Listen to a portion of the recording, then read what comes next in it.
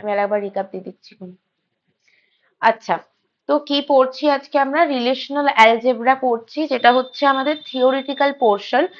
এবং এই থিওরিটিক্যাল পোর্শনটাকেই কি করা হচ্ছে, আমাদের যখন প্র্যাকটিক্যালে আমরা নিয়ে যাচ্ছি, প্র্যাকটিক্যালটা করছি, সেটাই আমরা কি করছি, এসকিউএল কোয়ারিজ করছি। ওকে, তো রিলেশনাল অ্যালজেব্রাকে আমাদের হচ্ছে ইন্ট্রোডিউস করেছিলেন হচ্ছে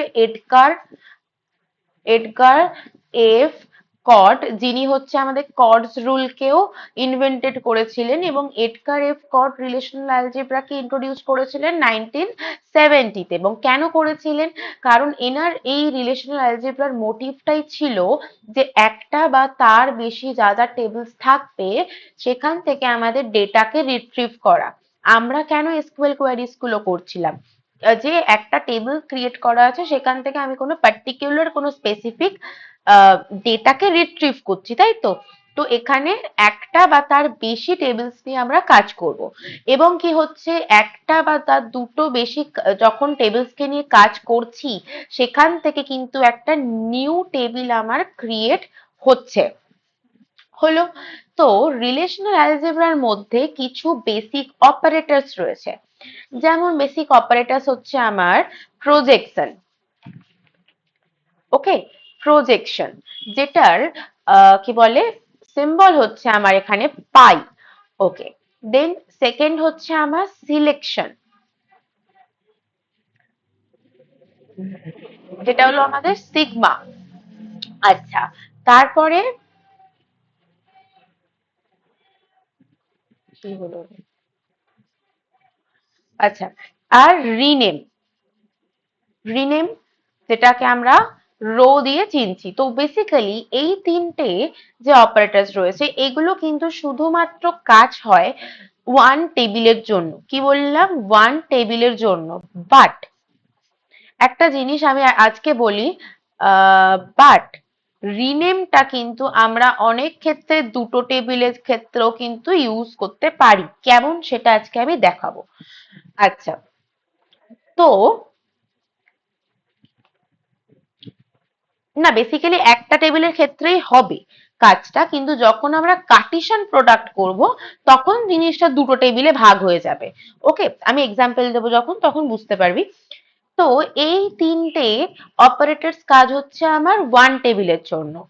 এবার নেক্সট আরো কিছু অপারেটরস রয়েছে, সেগুলো কি কি? আচ্ছা, ক্রস প্রোডাক্ট, বা যেটাকে আমরা কার্টিশন প্রোডাক্টও বলে থাকি। ওকে, তারপরে union,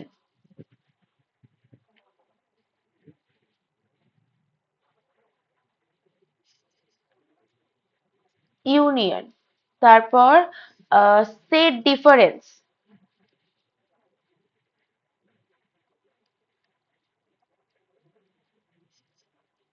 join,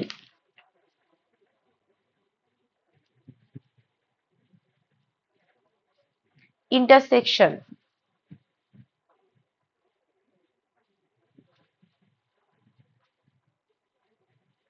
and the last হচ্ছে আমার ডিভিশন।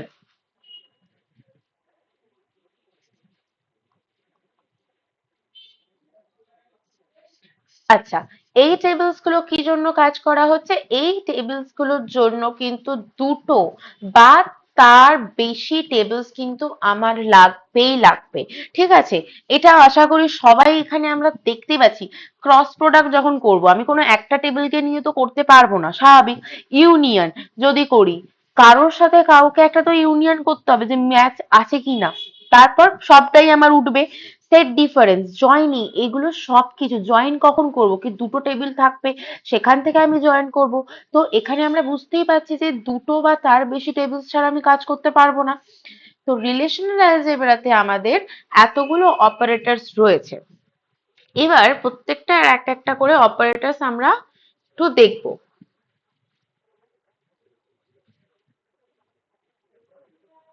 আচ্ছা, ফার্স্ট আমার অপারেটর ছিল হচ্ছে প্রজেকশন।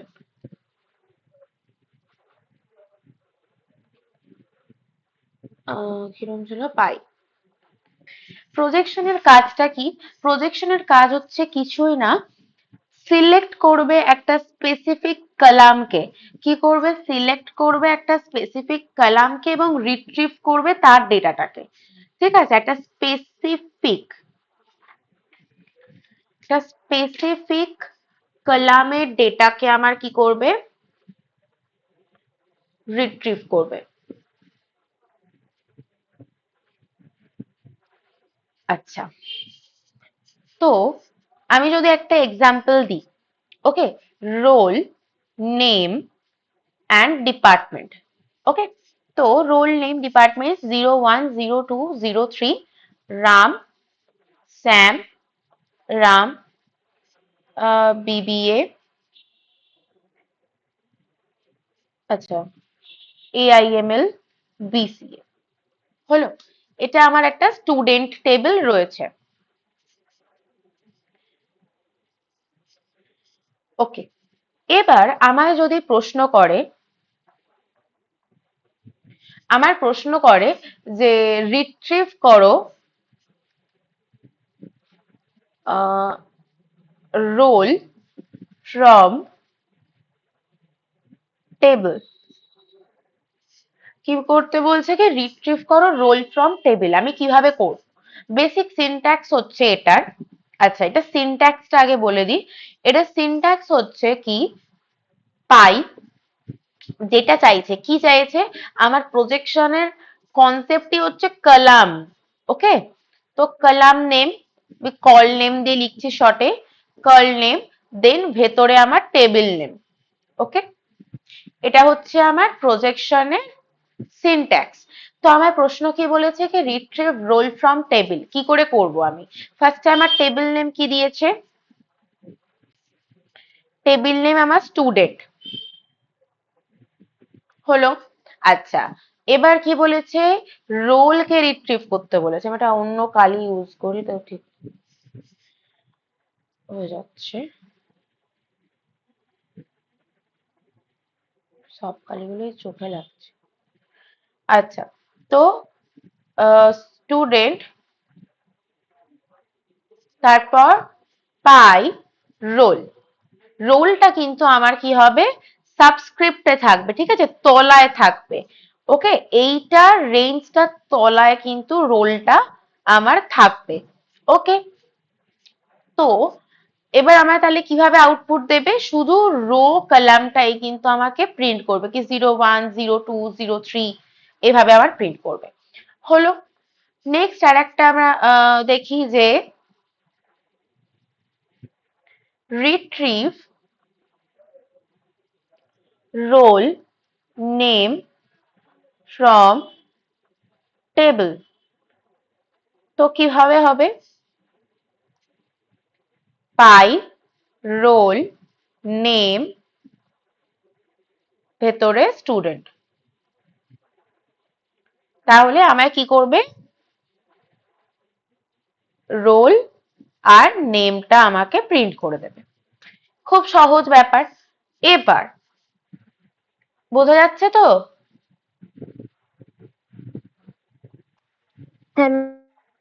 আচ্ছা, এবার একটা আমার কি বলবো, ইম্পর্টেন্ট একটা কনসেপ্ট এখানের মধ্যে যেটা রয়েছে, যদি বলে যে রিট্রিভ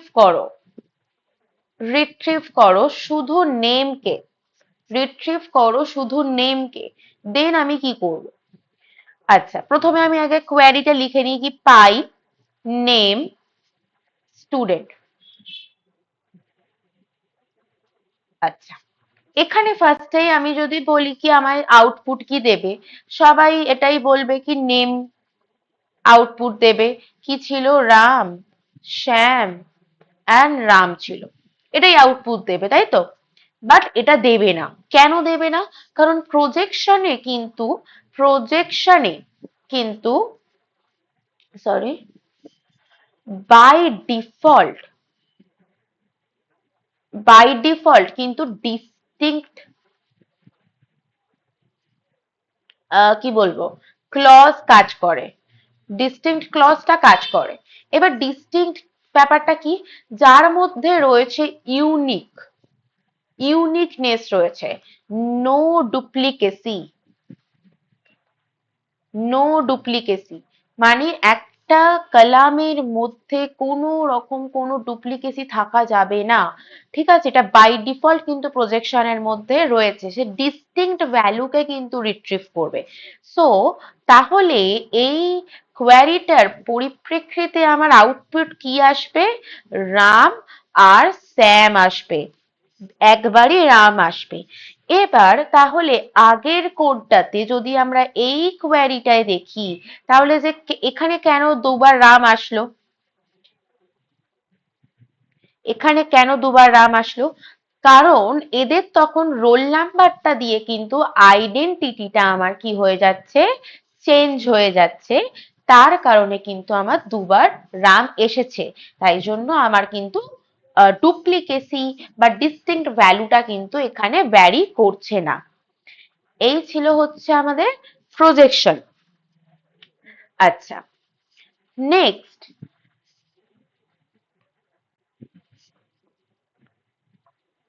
নেক্সট কি আমার আসছে? সিলেকশন।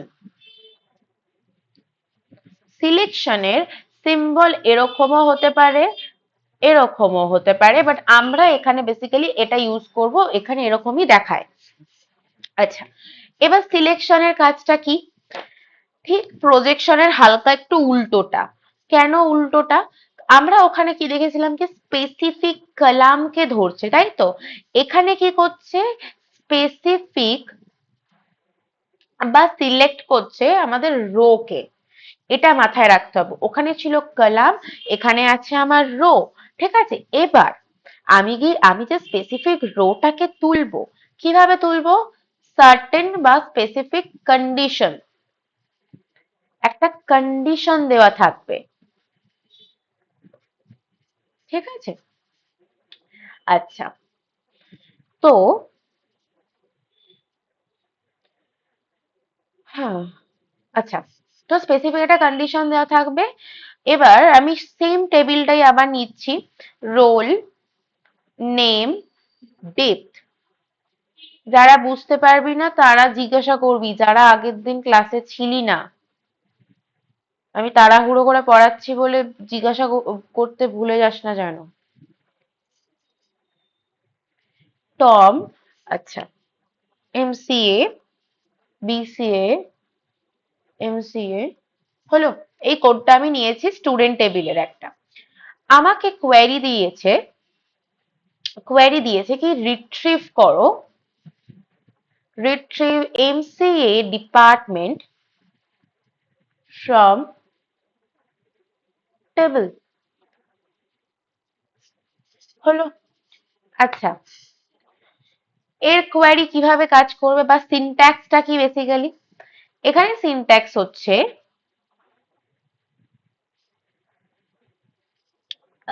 কি বলে, সিগমা, তারপরে আমার যাচ্ছে রো নেম, ঠিক আগেরটার মতন তলায় কলাম নেম ছিল, এটা রো নেম, আর ওপরে আমার কি যাবে? Table, table name. Okay, ma'am condition হবে না? হ্যাঁ কন্ডিশনটা তো হবে এখানে। যাই হোক, আমি এখানটা ভুলে গেলাম জায়গাটা দিতে, যাই হোক আমি এখানটা দেখাচ্ছি। আমি আর একবার লিখছি এখানে সিনট্যাক্সটা, কোথায় গেল রে? হ্যাঁ, রো ইকুয়ালস টু কন্ডিশন, তারপরে আমার টেবিল নেম, হলো। এটা আমার কি হচ্ছে? সিনট্যাক্স। তাহলে আমার এই কোয়েশ্চেনটার বা এই কোয়ারিটার, তাহলে আমার অ্যান্সার কি আসবে retrieve MCA department from the table. তার মানে কি বলেছে কি ডিপার্টমেন্ট বলে একটা রো রয়েছে, সরি কলাম রয়েছে, তার মধ্যে যেই রোতে এমসিএ রয়েছে, যারা আর কি এমসিএ ডিপার্টমেন্টে পড়ে, তাদেরকে আমি দেখতে চাই। তাহলে আমি কি করলাম? একটা কন্ডিশন দিলাম কি যারা এমসিএ পড়ে তাদেরকেই দেখাবে, বাদ বাকি যারা পড়ে তাদেরকে আমার দেখানোর কোনো প্রয়োজন নেই। তাহলে কিভাবে আমি লিখবো? আচ্ছা, রো নেমটা আমার কি রয়েছে? সরি, কলাম নেম আমার কি রয়েছে, ডিপার্টমেন্ট। আচ্ছা, এবার আমি কোন রো কে চাইছি, এমসিএ রো, তাই জন্য আমি কি দেব, আগে ডিপার্টমেন্ট কন্ডিশন আমার কি, কাকে চাই, এমসিএ, আর টেবিল নেম স্টুডেন্ট। তো এইভাবে আমি কি করব, সিলেকশনের কোয়ারি লিখবো। আর আমায় কি সিন করাবে, পুরো গোটা এটাই সিন করাবে। কোথায় গেল, এই যে ওয়ান সিন করাবে। আচ্ছা, পরের পাতাতেই যাচ্ছি, ভালো করে আঁকি। সিন করবে আমাকে কি, রোল নেম ডিপার্টমেন্ট 0103, কি ছিল একটা, রাম টম এমসিএ এমসিএ, এই টেবিলটা আমাকে কি করবে, প্রিন্ট করবে। হলো। আচ্ছা, আর একটা কোয়ারি আমরা দেখি।